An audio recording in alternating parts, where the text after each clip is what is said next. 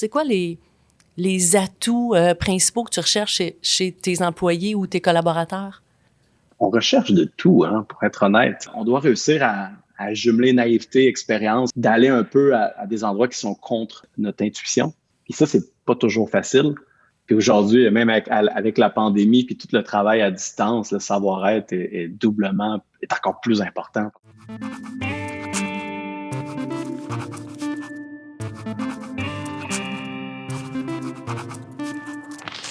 Bienvenue à notre balado Osons la suite qui porte sur l'innovation et la créativité en compagnie d'Isabelle Sénécal et Hugo Cavenaghi. Bonne écoute. On est très content de se parler, de te voir. On a eu l'occasion de se voir il y a peut-être 2 ans qu'on avait, je pense, lancé notre deuxième bouquin, hein, Osons l'intelligence artificielle à l'école. C'est dans ce cadre-là? Oui, dans le cadre de l'IA fait ses classes, une conférence, une journée conférence qu'on avait organisée à la Factory, où tu avais été notre conférencier d'ouverture, d'ailleurs, très apprécié. Je suis content. Je suis content d'être ici aujourd'hui. Merci, parce qu'on sait que le temps est cher pour tout le monde. Donc, on va rentrer dans le vif du sujet. On est ensemble pendant 8 heures. Non, c'est pas vrai. On est ensemble pendant une petite heure.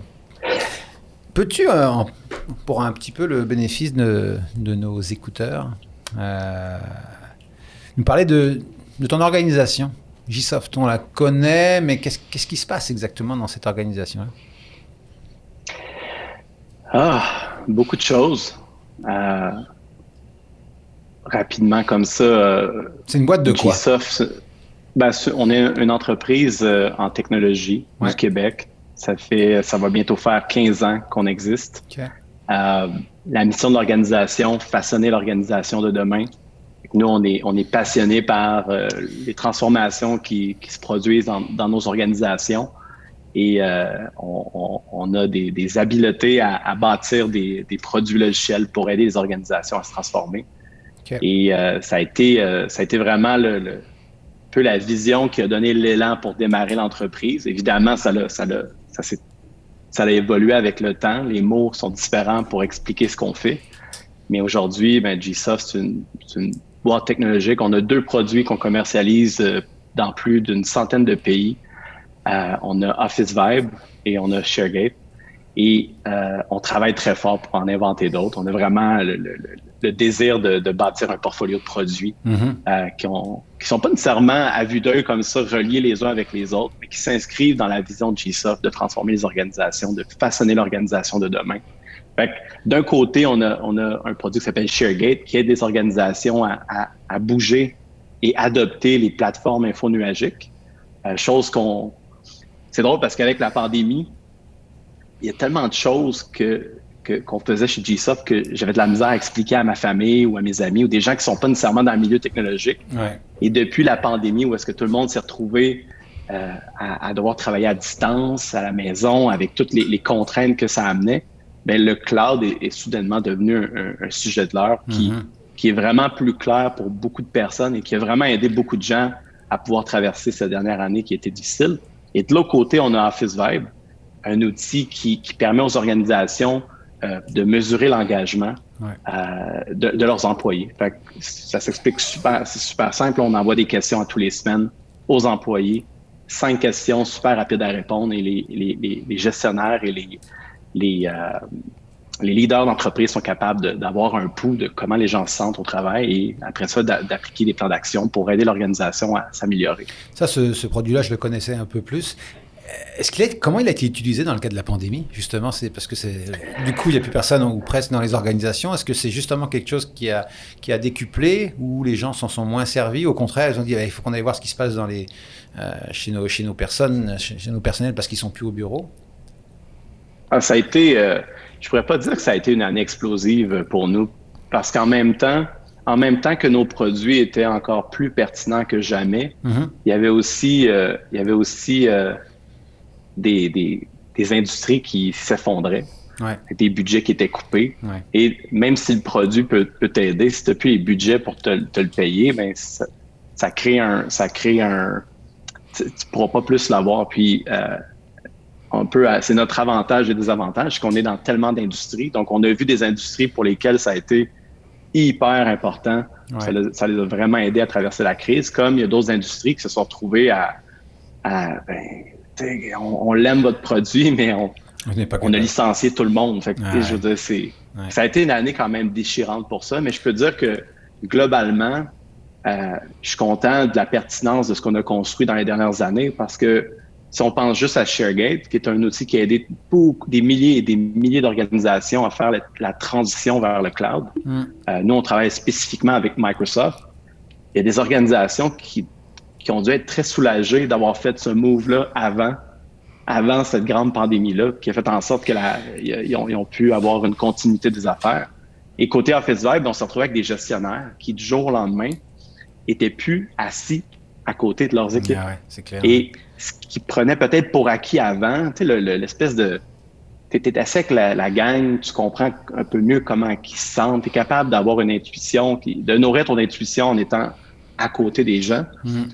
Ben, Office Vibe est venu un peu combler ce trou-là qui s'est créé avec la pandémie. Donc, on était quand même fiers d'avoir bâti des produits qui avaient une pertinence à travers cette crise-là. Simon, Gsoft, c'est très visionnaire parce que vous avez été en avance sur...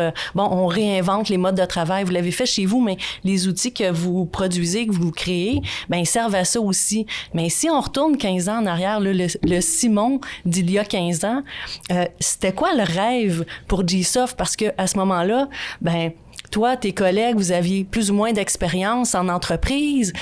Il est parti d'où le rêve de Gsoft? Ça vient d'où l'idée de départ? Ça me fait vieillir tout ça. Mais je dois avouer que quand j'étais jeune, il n'y avait pas du tout j'avais vraiment pas l'impression que j'allais devenir un entrepreneur dans ma vie, dans ma carrière. Je savais même pas ce que c'était. Puis contrairement à beaucoup d'histoires entrepreneuriales, tu sais, j'ai pas l'histoire où est-ce que je vendais de la limonade au coin de la rue. Je vendais pas des POG à l'école ou des billes. J'étais juste pas là. Toi, t'es un gars de tech, hein? Mais à la base, comment? T'es un gars de tech à la base, un gars d'informatique. Ta formation? Oui. À partir du cégep, j'ai fait une technique en informatique. Et après ça, j'étais allé à l'ETS faire un bac en ingénierie. Okay.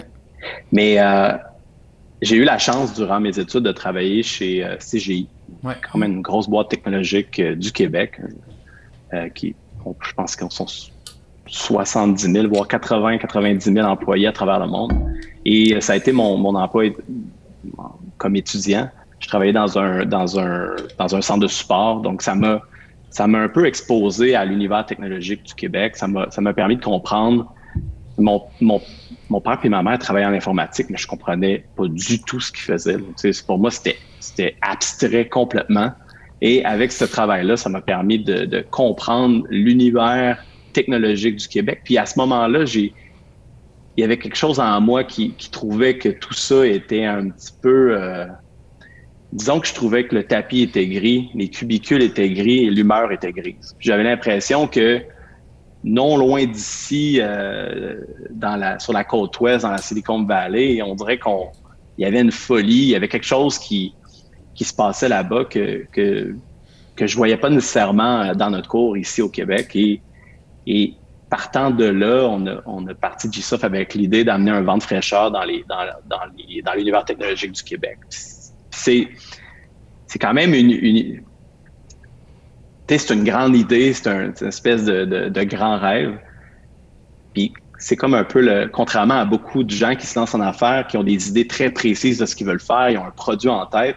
Gsoft est comme parti sur un idéal. Il y a quelque chose qu'on aimerait créer. On ne sait pas comment on va le créer.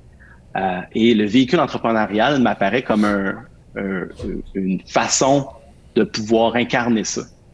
Et c'est à ce moment-là que l'idée de partir une entreprise puis de le faire nous-mêmes ici au Québec, ça nous a animés. Puis on s'est lancé. Mais honnêtement, là, je me rappelle là, quand on est allé la première fois chez le comptable, puis il nous a donné comme un livre des minutes, c'est comme un gros cartable. Là, puis tu sais pas du tout quoi faire avec ça. Et là, c'était comme vrai, tu sais, OK, ben là, on est incorporé. C'est beau, là, l'idéal, là, un vent de fraîcheur, là, mais maintenant, comment on paye les billes? Tu sais, comment on se nourrit tous les jours, puis comment on fait pour générer des revenus? Parce qu'à un moment donné, une entreprise, ça peut pas juste vivre d'amour et d'eau fraîche, là. Donc, ça a été disons que à ce moment-là, on s'est retourné de bord, puis on a regardé les outils qu'on avait. On étudiait en technologie, on était bon en programmation. On s'est dit, ben regarde, on va prendre notre talent en programmation, puis on va vendre des services à des entreprises. Et GSA fait partie comme une entreprise de consultation et de services pour bâtir des outils personnalisés aux entreprises. Donc, au départ, vous êtes plusieurs gars de technologie qui partaient une business. On est, au départ, on est 3. J'étais avec Sébastien Leduc, avec qui j'allais au secondaire. C'est le genre c'était un de mes très bons amis du secondaire, tellement que le professeur nous séparait en classe. Il fallait jamais être assis un à côté de l'autre parce qu'on était trop tannants. Et Guillaume Roy, avec qui j'ai rencontré à l'initiation à l'université, à l'ETS. Et je sais pas pourquoi, mais ça l'a cliqué rapidement, lui et moi. Et un peu plus tard, ben, on s'est... un an après le début de l'université, on s'est lancé en affaires. Et un an et demi plus tard, tu sais, l'entreprise démarrait, on était en 2006, puis un an et demi plus tard, ben, on a Maxime Boissonneau qui s'est joint aussi, quelqu'un que tu connais, que tu connais très bien. Fait qu'on on s'est construit un cercle d'amis pour démarrer l'entreprise et ça a fait son chemin à partir de là. Puis Simon, l'innovation, ça s'inscrit où là-dedans? Parce que, bon, vous êtes reconnu, tu sais, pour des pratiques innovantes au niveau de la RH, par exemple aussi la refonte des espaces de travail, etc. Mais vos produits aussi sont innovants. Donc, toi, tu dirais, l'innovation, c'est venu comment? Est-ce que vous l'avez réfléchi, puis est-ce que vous l'avez poussé de façon volontaire ou ça s'est fait de façon un peu organique? Comment t'expliques le phénomène innovation chez GSoft? C'est pas nécessairement c'est quoi, tu connais pas les mots sur le moment pour parler de ce que tu as en tête, mais il y avait quelque chose, on avait envie de prendre notre place, on avait envie de faire une différence dans les organisations. Puis ça a fait en sorte qu'on s'est entouré de gens qui avaient envie de faire la même chose que nous. On a décidé de faire les choses à notre façon. On a décidé de vivre l'entrepreneuriat selon nos valeurs, selon ce que nous, on avait envie de faire. On avait envie... Au début, on suivait peut-être un peu trop le manuel d'instruction dans les premières années. Puis à un moment donné, on a comme fait, hey, regarde, on peut-tu faire les choses à notre façon? Tant qu'à investir autant de notre temps et énergie durant notre vingtaine, qui est l'année souvent que tu fais le tour du monde, tu profites. Et nous autres, on s'enfermait puis on codait. Tu sais. On s'est dit, tant qu'à faire ça, on peut-tu le faire à notre façon puis en ayant du fun puis en se donnant le droit d'essayer des choses. Et je crois que tout ça a créé un climat qui était favorable à innover, favorable à créer des belles choses. Un climat propice qui a fait en sorte qu'un ShareGate, qu'un Office Vibe a pu émerger et prendre sa place dans le monde. Et Simon, aujourd'hui, 15 ans après, puis tu le dis là, vous êtes en recherche de nouveaux logiciels, de nouveaux produits. Comment tu fais vivre? Autant à l'époque, bon, on le sentait là, vous êtes lancé, puis vous avez appris sur le tas. Puis comment vous l'organisez maintenant pour développer l'innovation dans une boîte à la base? Parce que tu as beaucoup de programmeurs, tu as beaucoup de geeks là, on s'entend là, principalement, j'imagine. Comment tu fais pour pousser cette innovation? Comment tu fais pour réfléchir à trouver des nouveaux outils, des nouveaux produits? Ben là, aujourd'hui, ce n'est plus la même chose. On est parti l'entreprise, l'entreprise, on était 3. Vous êtes structuré là. Maintenant, on est rendu autour de 300. Tu sais, souvent, on imagine l'innovation. Tu sais, je vois souvent, tu tapes sur Google, là, innovation, tu vas dans les images, là, c'est du monde autour d'un whiteboard, puis il y a des post-it, puis c'est comme il y a comme un, je sais pas, il y a comme un mythe autour de l'innovation, là, que c'est un peu, tu lances des idées, puis il y en a une qui va fonctionner, puis en grandissant, on a réalisé que l'innovation, c'était beaucoup plus... Il y a une méthodologie pour le faire, il y a une façon de le faire, il y a une façon de l'organiser.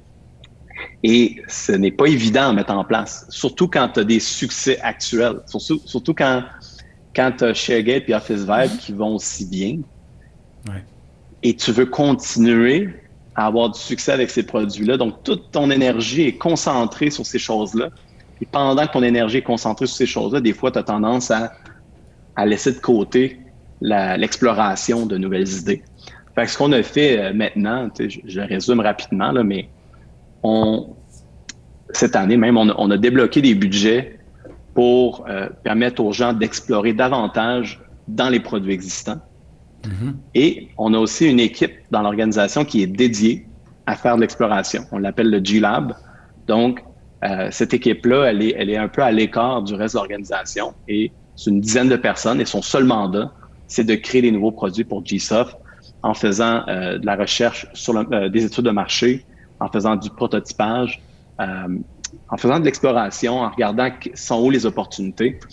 Et ce qui est super excitant en ce moment, c'est qu'avec toute la dernière année qu'on vient de vivre, les changements organisationnels, on a comme fait ce qu'on aurait fait en un an. En fait, on a je pense qu'en un an, on a fait ce qu'on aurait pris à peu près 10 ans à faire. Fait qu'il y a comme eu on a bougé plus vite que jamais. Et aujourd'hui, ça crée une terre fertile de nouvelles idées parce que les organisations se questionnent sur comment travailler dans les nouvelles conditions qu'on connaît aujourd'hui avec tout ce qui est le travail distribué, le télétravail. Mm-hmm. Fait pour moi, c'est juste des bonnes nouvelles. Ça positionne G-Soft. En fait, ça nous rappelle à quel point on était bien positionné. Ça nous rappelle que ce qu'on a essayé de faire depuis toujours est toujours aussi pertinent, voire encore plus. Mais aujourd'hui, on se donne aussi les moyens de pouvoir creuser, puis d'explorer, puis de découvrir ces nouveaux produits-là. Fait qu'on veut donner un second souffle à nos produits existants, et on veut créer des nouveaux produits. Okay. Et pour ça, il faut vraiment faire le choix conscient de dédier des gens qui sont quasiment voués à se planter, à rentrer dans un mur régulièrement, parce que c'est pas vrai que chaque produit que tu sors est un succès. Fait qu'il faut comme tu crées une culture une culture qui comprend que l'échec n'est pas l'exception. L'échec c'est pas l'échec, c'est l'apprentissage.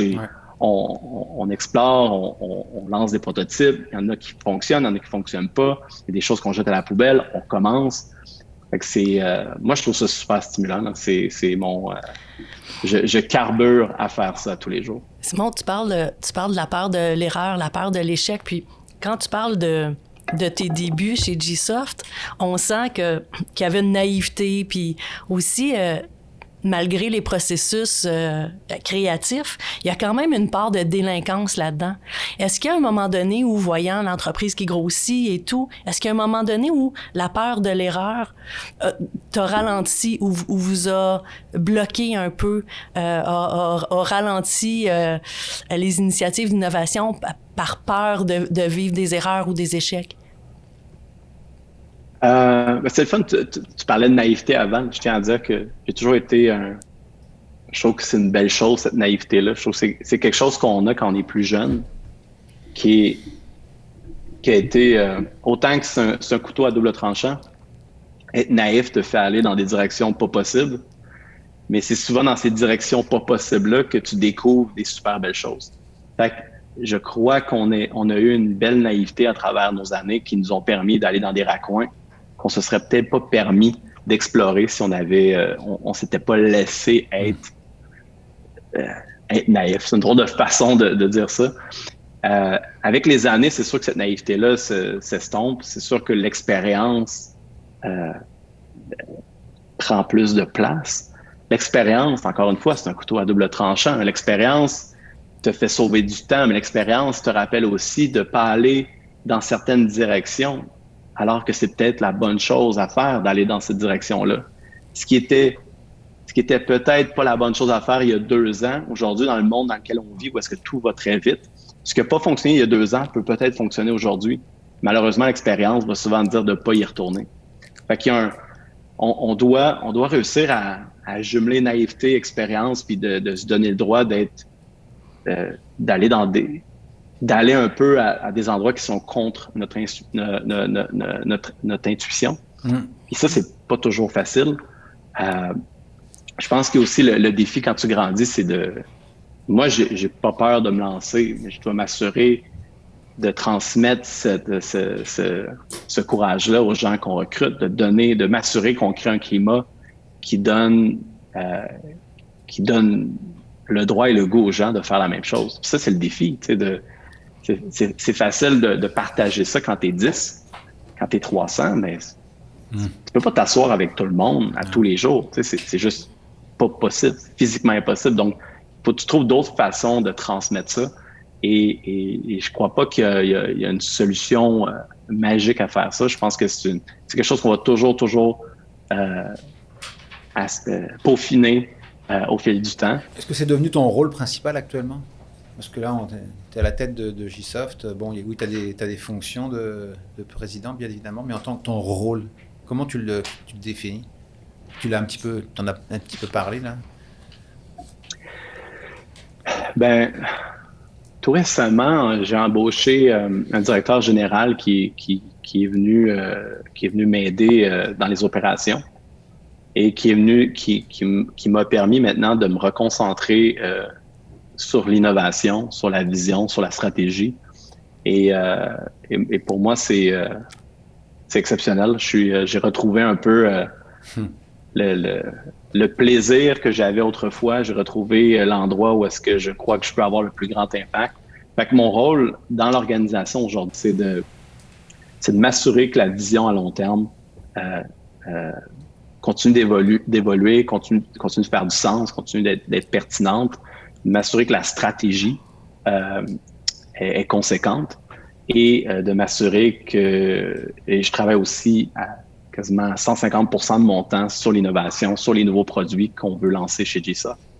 Moi, pendant longtemps, j'ai eu un rôle plus de PDG, opérateur en même temps. Et là, aujourd'hui, je suis retourné à mes... je suis retourné où est-ce que je crois que je peux amener le plus de valeur pour l'organisation. C'est un setup un peu particulier qu'on s'est fait, mais pour nous, c'était l'idéal pour le futur de l'organisation. Puis, Simon, chez tes collaborateurs ou tes employés, tu sais, on parle souvent, il y a le discours, l'importance des compétences et des attitudes. Est-ce que les compétences sont plus importantes que les attitudes, etc.? Est-ce qu'il y a un profil que tu recherches? C'est quoi les atouts principaux que tu recherches chez tes employés ou tes collaborateurs? Ben, on recherche de tout, hein, pour être honnête. Là, on est rendu à... On parle souvent du savoir-faire et du savoir-être. Puis on met beaucoup l'accent sur l'importance du savoir-être de nos jours, là, en 2021. Puis ça n'invalide pas le savoir-faire. On recherche encore des talents exceptionnels à bâtir du software. Le savoir-faire va toujours avoir une place importante, mais le savoir-être, c'est ce qui fait la plus grande différence, je crois, dans le quotidien. Puis aujourd'hui, même avec la pandémie puis tout le travail à distance, le savoir-être est encore plus important parce que là, les gens doivent faire beaucoup de choses de manière très consciente pour s'assurer que le travail d'équipe se passe bien, s'assurer que la communication se passe bien. Est-ce que ça se répercute dans le cadre de l'embauche, quand vous embauchez du monde? Est-ce que c'est quelque chose de dire, avant tout, là, voilà ce qu'on cherche comme profil type de personne? Oui, c'est sûr, ça prend des compétences, des connaissances, des savoir-faire. Oui, tout à fait. Tout à fait. C'est sûr que je pense que le savoir-faire, c'est une case à cocher. On s'assure que tout le monde a l'expertise. Mais le savoir-être, c'est ce qui penche le plus dans la décision. C'est ce qui... C'est déterminant pour préserver s'assurer que ta culture d'entreprise va pas se détériorer à chaque embauche que tu fais, s'assurer que les gens sont là pour les bonnes raisons, s'assurer que les gens arrivent avec la bonne posture, s'assurer que les gens vont... mais oui, je pense c'est rare qu'on met à pied quelqu'un pour son savoir-faire. C'est pas mal, on l'entend souvent celle-là, mais il n'y a rien de plus vrai. C'est clair. Et puis aujourd'hui, le défi, puis là, vous êtes le Collège Sainte-Anne, c'est comment on transmet ça à nos jeunes, puis pour moi, vous avez clairement un défi colossal. Je pense que vous le faites super bien là, de ce que j'en comprends, mais j'aurais aimé tu nous amènes évoluer, étudier dans un milieu comme ça. Tu nous amènes sur une voie intéressante, l'éducation, puis on va y arriver, mais on aimerait savoir, toi, ça ressemble à quoi ton parcours? Tu étais comment comme élève, étudiant? Je vais avouer que j'étais très problématique en bas âge. Là. Au primaire, j'avais des problèmes de comportement. Je me rappelle même là, quand mon psychoéducateur venait me chercher dans ma classe, je pense que c'était dans les cours de catéchèse, où il y avait un certain moment où est-ce qu'il fallait que j'aille voir un psychoéducateur. Je me cachais en dessous du pupitre pour pas y aller. Je pensais qu'il allait pas me voir, là, mais clairement, il me voyait. C'était pas le seul, je te rassure. Mais j'ai eu un primaire assez difficile. Puis vers la fin du primaire, à l'époque, ils appelaient ça je pense que c'était comme des gens, c'est la 4e et la 5e année combinées ensemble. C'était comme si les gens, ils skippaient une année. Et j'avais vu ça à mon école. J'étais complètement jaloux. Pour moi, c'était comme, ben voyons donc, ces gens-là vont sauter une année. Et à partir de ce moment-là, j'ai comme eu un déclic où est-ce que j'ai décidé d'être bon à l'école. J'ai décidé que... Allez sauter une année. Ouais. Pour terminer plus vite. Non, mais je sais pas, c'est peut-être mon orgueil. Pour terminer plus vite. Mon orgueil a été frappé. J'ai décidé comme, that's it, c'est assez. Moi, ça va être long. Bon Mieux ça va être. Puis à partir de ce moment-là, ça a été... j'ai eu une facilité à l'école. J'avais des scores, des super bons scores. Au secondaire, je suis tombé un peu dans la nonchalance, un peu... j'étais bon, fait que je faisais mes choses, j'avais des résultats corrects. Mais je prenais pas les choses au sérieux. Je savais pas trop dans quoi j'allais me lancer plus tard. Fait que c'était comme... mais regarde, j'imagine que c'est comme ça, là, les jeunes au secondaire. Puis après ça, le cégep, j'étais allé en technique informatique. Puis on était peut-être un petit peu trop sur le party à ce moment-là. Et au milieu du cégep, j'ai dit à mon père que je voulais lâcher l'école. Puis là, il m'a dit à ce moment-là, il dit, OK, si tu lâches l'école, je te coupe les vivres. Fait que c'est fini. Bonne stratégie. Tu payes ton char, tu payes tout. Fait que tout ce qui m'aidait, tout ce qu'il faisait pour m'aider à aller à l'école, puis je remercie mes parents de m'avoir vraiment supporté, mais ça a été la menace. Je sais pas si c'est la bonne pratique, mais je peux vous dire que ça m'a secoué assez pour dire, OK, regarde, je peux pas faire ça. Et à ce moment-là, encore une fois, j'ai commis un autre souffle.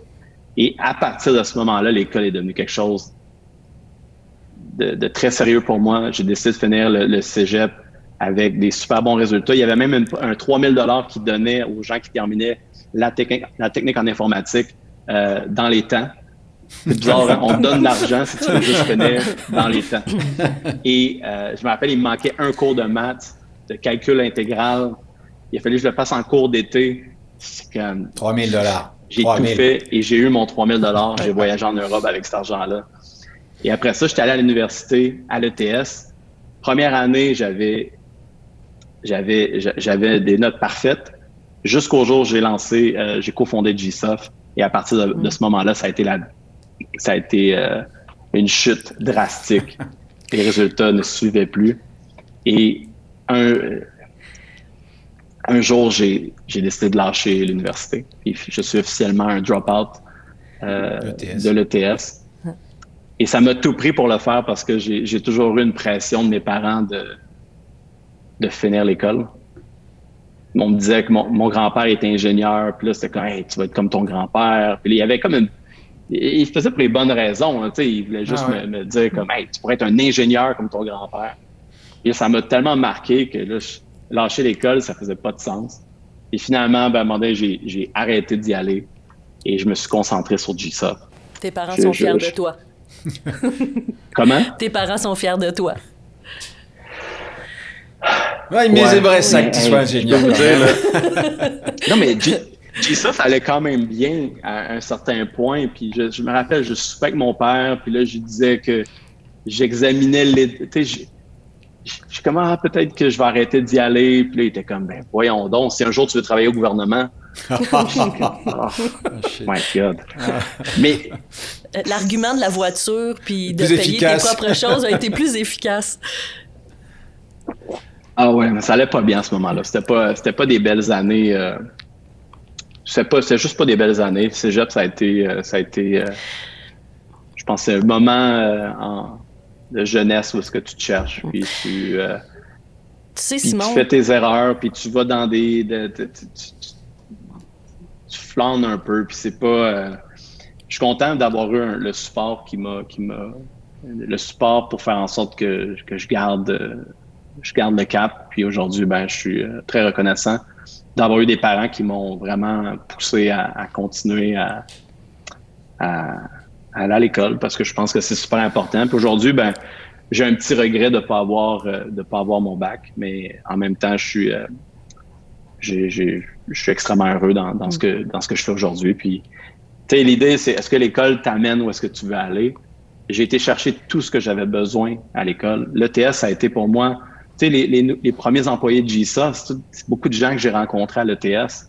Un des cofondateurs, Guillaume, je l'ai rencontré à l'ETS. C'est des choses que ça a été crucial à mon cheminement, puis je regrette aucunement. Puis j'ai appris aussi la technique en informatique m'a appris à programmer.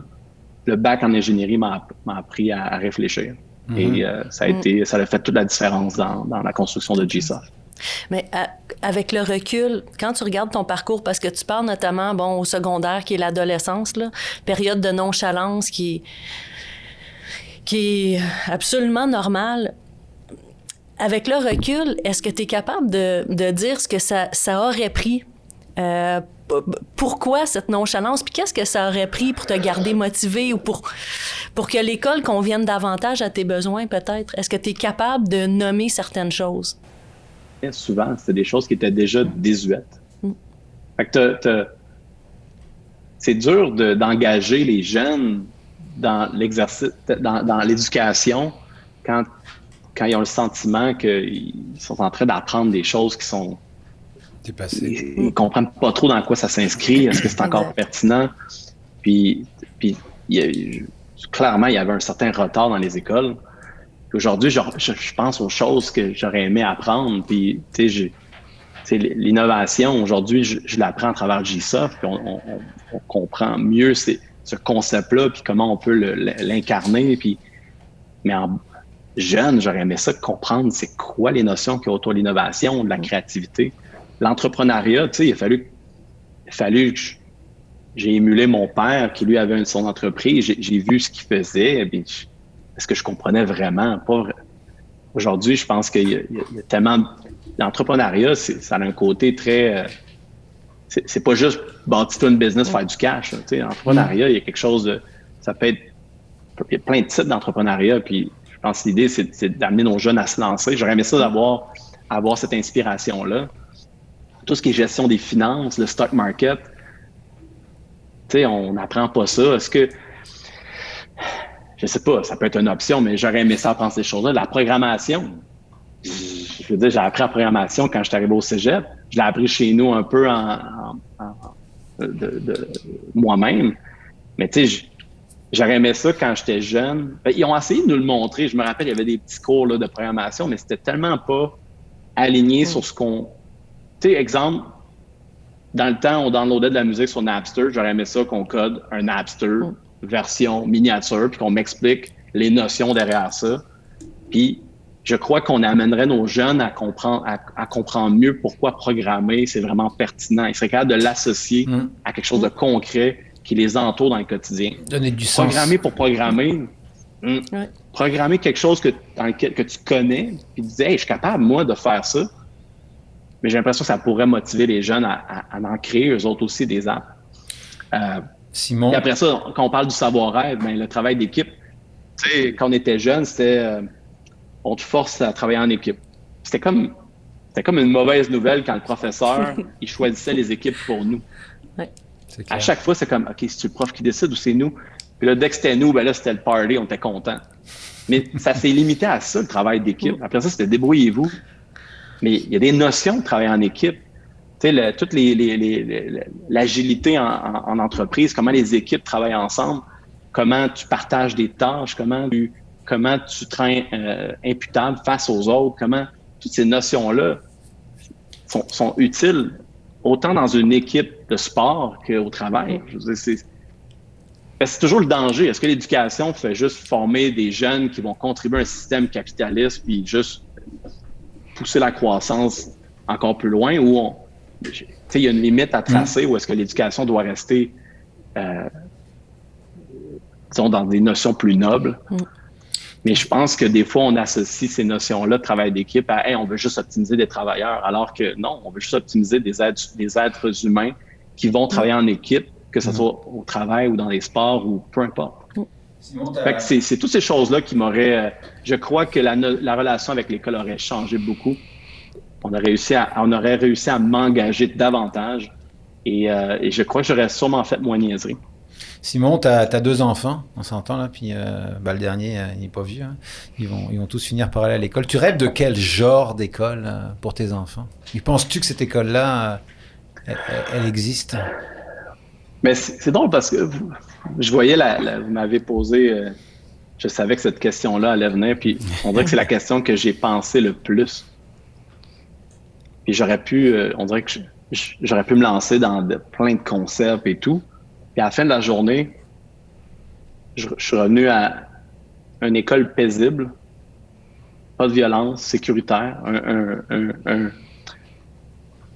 je nommerai pas mon école, là, mais j'étais à une école où est-ce qu'il y avait des batailles à tous les midis. C'était malsain comme endroit, là. Tu sais, je pense que c'était une des pires au Québec, mais je veux pas que mes enfants, je veux pas que l'école soit associée à ce climat-là. Puis, c'est pas de les surprotéger, c'est juste comme on peut juste avoir un environnement où est-ce que il y a pas d'intimidation ou de bataille régulièrement. Juste ça, pour moi, là, ça changerait beaucoup. Une école où est-ce que les professeurs sont heureux et passionnés. Ça, ça paraît... On se rappelle des professeurs qui étaient heureux et passionnés. Et rigoureux. J'ai un professeur de 6e année du primaire, s'appelle Eugénie. Je me rappelle d'elle, je vais me rappeler toute ma vie. Elle a changé ma vie à sa façon. Mais Eugénie était passionnée et heureuse dans ce qu'elle faisait et ça se transmettait à toute sa classe. Et je crois que je ne serais pas le seul à dire ça d'elle. Puis, on veut des professeurs qui ont envie d'être là.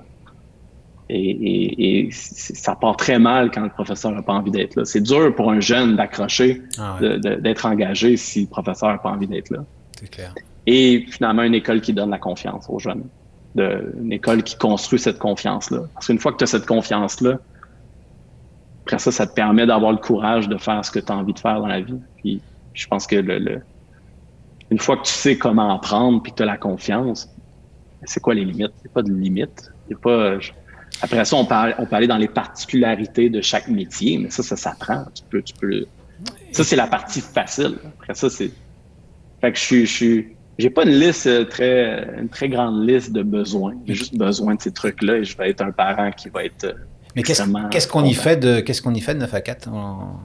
On leur fait bouffer des connaissances, on leur fait... Comment tu le vois au niveau des apprentissages, au niveau un peu plus du contenu, là, même on a compris la coquille, puis on se retrouve très très bien là-dedans, c'est clair. Mais peut-être tu parlais tout à l'heure l'importance de la créativité, l'importance de l'innovation, l'importance du travail d'équipe. Est-ce que tu as l'impression qu'actuellement, dans nos milieux scolaires, on travaille là-dessus ou on est encore sur l'apprentissage des... Bien, il y a certainement des écoles innovantes comme la vôtre qui clairement s'intéressent à ça, puis c'est très rafraîchissant de voir ça. Je pense pas que c'est la norme partout au Québec, mais... Je t'emmène sur les compétences globales. Nous, on met beaucoup l'accent là-dessus, justement, créativité, tout ce qui est travail d'équipe, esprit critique. On met beaucoup l'accent, en tout cas, on essaye de mettre beaucoup l'accent ces dernières années, puis la nouvelle école qu'on construit va être principalement axée là-dessus, où c'est important pour nous aussi. On sait que les connaissances sont importantes, on sait que les savoir-faire sont importants, mais tu le disais là, ce qui va faire la différence entre deux personnes, c'est son attitude, son savoir-être, sa créativité, son esprit d'équipe, son entre-gens, son leadership, et tout ça. Est-ce que tu as l'impression qu'on le développe suffisamment dans les écoles? Puis comment on le développe? Parce que j'ai ma collègue là, qui me fait des signes en me disant « il faut parler des lieux d'apprentissage ». Puis on sait que Gsoft travaille dans des environnements particuliers, puis on pense encore à nos écoles. Puis quand je me retrouve beaucoup dans tes paroles, moi, au primaire, c'était la catastrophe. Là. Je passais plus mon temps sous les bureaux que assis. Là. J'étais intenable. Mais on s'aperçoit encore qu'il y a beaucoup d'écoles, beaucoup de classes. Là. On a le fichu bureau du prof sur une estrade, les bureaux alignés, c'est bêche, c'est laid, c'est pas ventilé, c'est pas éclairé, c'est comment tu veux. Peut-être tu parlais de l'effet prof tout à l'heure, mais l'effet bâtiment, tu rentres dans une école comme ça, tu as l'impression des fois dans une prison. Donc le côté du milieu, l'environnement, puis les compétences qu'on veut développer chez nos jeunes, ça ne va pas s'apprendre tout seul, c'est la collaboration, puis l'esprit créatif, puis la créativité. Est-ce qu'on le fait suffisamment? Est-ce qu'on devrait le faire encore? Est-ce que nous, à Sainte-Anne, on est sur la bonne voie dans cette direction-là? Vous êtes définitivement sur la bonne voie. Après ça, c'est une question, est-ce que c'est un modèle qui est viable? Est-ce que le gouvernement est capable de déployer ça à grande échelle? Permets-moi de douter. Il y a des sérieuses questions à se poser à ce niveau-là. Côté comment déployer l'apprentissage, pour moi, c'est tout ce que j'ai appris, ou je repense à c'est un vague souvenir, là, mais je regarde les projets entrepreneuriaux qu'on fait, les projets de produits qu'on développe dans un Gsoft. Je regarde, ça implique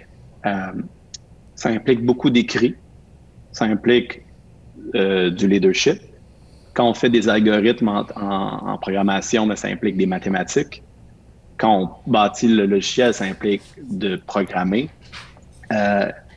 Tous les éléments que je vous ai listés, comment on commercialise ou comment on le met dans les mains des gens, pour ne pas tomber dans le côté commercialisation pour des jeunes de 10 ans, là, mais comment on le met dans les mains des gens, comment on vend nos choses, comment on vend nos idées. Tout ça, tu mets toutes ces choses-là ensemble, un projet de A à Z pourrait être une année scolaire. Je vois même pas, ça touche à toutes les connaissances. Mm-hmm. Après ça, quand tu te lances il y a de l'histoire derrière chacune des notions, ça vient de qui, il y a des philosophes derrière chacune. Tu es capable d'aller chercher tellement d'éléments connexes qui font exactement ce qu'une année scolaire amène. C'est juste qu'au lieu de le séparer en plein d'éléments qui sont tous déconnectés, tu viens donner un sens à tout cet apprentissage-là. Donc, pour moi, il y aurait une opportunité de faire sentir aux jeunes que ce qu'ils apprennent, ça les aide concrètement dans la vie. Je pense que c'est là que c'est difficile pour ces jeunes-là qui, clairement, ils rêvent à quelque chose. Quand tu es jeune, tu rêves à être docteur vétérinaire ou un informaticien, mais c'est dur dans le quotidien de sentir que ce que tu fais va t'amener là. Et si on peut les aider à voir ça, les aider à sentir ce progrès-là vers leur rêve, je crois que c'est, pour moi, ça les aide ça va les engager davantage à l'école. Puis par rapport au lieu, donc notre univers créatif n'est plus celui du bureau. On s'est réinventé, on le fait autrement. Et en passant, on a maintenant la présence en personne va être complètement optionnelle pour toujours. Donc, le bureau va devenir va avoir un peu une nouvelle vocation. Fait que c'est une transformation pour nous, c'est un changement. Mais je continue de croire que l'espace physique, que ce soit à la maison, que ce soit au travail, contribue beaucoup à notre créativité, à comment on se sent dans le quotidien. Puis évidemment, quand je pense au milieu, aux différentes écoles, je pense à celui où j'allais quand j'étais jeune. C'est sûr que ça ne doit pas être motivant pour un professeur d'aller d'un endroit qui n'est pas ventilé, qui est avec des vieilles affaires, puis tout est cassé, puis tout est vieux, Je comprends. Moi, je le ferais pas. Je les trouve extrêmement courageux, les professeurs qui se lancent dans ce métier-là puis qui se retrouvent dans des endroits qui sont pas toujours aussi incroyables que le Collège Sainte-Anne, mais clairement, moi, j'ai pas eu droit à ça quand j'étais jeune, mais je serais je serais tellement heureux de savoir que mes enfants peuvent vivre ça, puis mes petits-enfants, puis etc. Je pense qu'on c'est la plus belle chose qu'on L'éducation, on s'en rend pas compte sur le moment. Quand on est jeune, on n'aime pas ça aller à l'école. Mais quand tu vieillis, tu réalises que c'est une des plus belles choses des plus belles choses qu'on a eu droit en grandissant. C'est juste dommage aujourd'hui que. Puis il y a peut-être des raisons pour ça, là, mais comment on fait pour faire en sorte que le Collège Sainte-Anne ne soit pas une exception, mais que soit la norme? Ben, vous vous êtes lancé dans un beau défi. Puis je vous souhaite vraiment de réussir à influencer le Québec pour se donner le droit de faire ça partout. Simon t'a dit des choses hyper intéressantes qui nous rejoignent beaucoup, notamment que l'école devrait servir à maintenant, mais pas juste à plus tard dans la perspective du jeune. Peut-être une question, peut-être que ce sera notre dernière, mais si ton département d'innovation devait te dire « OK, on lance G-Soft, l'école », t'embarques ou pas? Ça te tente, ça te passionne? Puis G-Soft, l'école, c'est quoi? C'est les grandes particularités que tu présentes, que tu présentes à ta clientèle. Il l'a dit tout à l'heure, présence non obligatoire. Ah, mais là, ça va présence être très non obligatoire. Tu viens seulement si ça te tente. Non, mais la chose qu'il faut enlever, là, ça j'ai oublié de le dire tantôt, là, les devoirs. Peux-tu... pourquoi on donne des devoirs? Pourquoi après une journée où est-ce que les gens sont épuisés, les gens veulent se retrouver, on leur met des devoirs dans les pattes. Puis c'est pas tous les parents qui ont eu la même éducation dans le passé, qui ont toute la capacité d'accompagner de la même façon leurs enfants. Ça crée pour moi, ça crée des niveaux différents Ça, pour moi, ça serait comme fonctionnalité numéro 1 de mon école, il n'y a pas de devoir, mais ça va être des belles journées. Ça va être des journées remplies. On va être fatigué à la fin de la journée, mais tu arrives à la maison l'été, là, tu peux prendre ton bicycle, aller te promener. Tu peux aller faire du skateboard, tu peux aller marcher dans le bois, tu peux faire ce que tu veux, puis tu n'as pas l'espèce d'anxiété, de devoir qui... Mais si G-Soft est une école, la question, ce serait quoi nos particularités? Oui. C'est quand même une toffe, celle-là. Mais est-ce que c'est un projet qui te fait un peu lever les poils sur les bras? Dans le sens de faire une vraie école, oui. Ou juste... c'est très champ gauche pour moi, là. C'est tellement pas mon univers. Mais on va transformer la question. Simon, penses-tu que les entreprises devraient s'impliquer en éducation? Oui, bonne question. Oui. Je pense qu'on... Vous avez un rôle? Je pense qu'on a beaucoup à partager. Je pense si ce n'est qu'une intervention de chaque personne une fois par X temps, tu sais, je veux dire, il y a tellement, il y a des super belles choses qu'on fait dans les organisations qui font pas toujours leur chemin dans le système d'éducation avant quand même beaucoup de temps. Ouais. Puis l'idée de connecter les écoles avec le concret, ce qui se passe vraiment sur le terrain, pour moi, ça résonne beaucoup parce que je le disais tantôt, tu sais, quand tu as le sentiment que ce que tu apprends n'est plus pertinent, puis je l'ai même senti à l'ETS, en ingénierie, là. Mm-hmm. On apprenait des choses que ben voyons, je pense pas qu'ils font ça en entreprise. Puis comme de fait, c'est vrai qu'on fait pas ça en entreprise. Mais je pense que d'être connecté au terrain, c'est super pertinent. Après ça, est-ce que c'est toujours la fine ligne entre est-ce qu'on prépare nos enfants à être des travailleurs absolument ou on les prépare à être des êtres humains? Tu sais, citoyens. Il y a une différence entre les deux. Puis je pense pas que c'est un ou l'autre. Je pense que c'est un bon équilibre entre les deux. Parce que faut pas non plus les conditionner à être dans la suroptimisation en bas âge. Je veux dire, c'est pas la raison d'être de l'humanité. Je pense qu'on peut juste mener une belle vie. L'éducation est tout aussi une belle vie paisible. L'éducation est tout aussi pertinente. Et je pense que il y a des belles choses en entreprise qui méritent d'être partagées avec les jeunes. Puis je pense que les gens ont envie de partager ces choses-là. je pense que c'est extrêmement valorisant je l'ai fait avec votre gang 2 ou 3 fois à date. Puis les jeunes au début sont tough à avoir, là, sont plus le sourire est plus rare. Puis à un moment donné, ben là, quand tu les as, là, boum, ils débloquent là, soudainement, t'as leur attention. Puis c'est encore plus valorisant que de faire une présentation à des exécutifs d'expérience. C'est vrai. Super. Écoute, dis-toi bien qu'on travaille fort pour influencer le réseau. C'est notre mission à Sainte-Anne. Hein. Vous avez beaucoup voulu influencer le milieu de travail dans les organisations. C'est entre autres la raison pour laquelle on a décidé de faire une toute nouvelle école qui, on espère, va faire école, hein, où on va pouvoir un petit peu s'inspirer.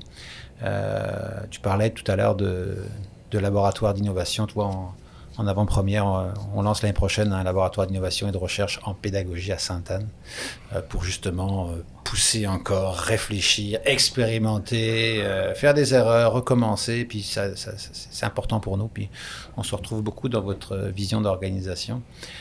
Les lieux, c'est pareil. Puis on se dit même nous-mêmes, ben là, on s'aperçoit qu'il y a des gamins qui sont capables d'apprendre à distance. Donc s'ils viennent à l'école, c'est pas pour faire des choses qu'ils sont capables de faire éventuellement tout seuls, mais c'est pour venir faire autre chose. On est pas mal alignés sur les mêmes...